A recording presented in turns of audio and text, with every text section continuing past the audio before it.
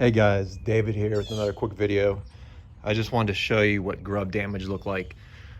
We're late November here, just after Thanksgiving, and we got these guys chewing up the new Zoysia sod here.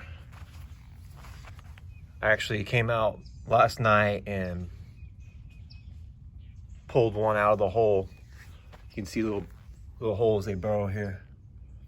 Pulled one out right there. But you can see they really mess up your yard. I sprayed an insecticide, one in the morning and then one last night right before the sun went down. Watered it in, and here we go.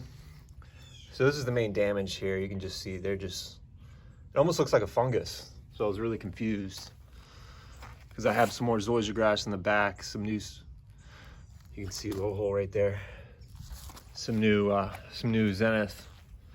They really tore that up right there too. Let's go all the way down here. And they tore that up as well. I thought it was a fungus, but that's the culprit. All right, so we're in late November. Sprayed a little insecticide, and hopefully that's all of them. All right, thanks for watching, guys.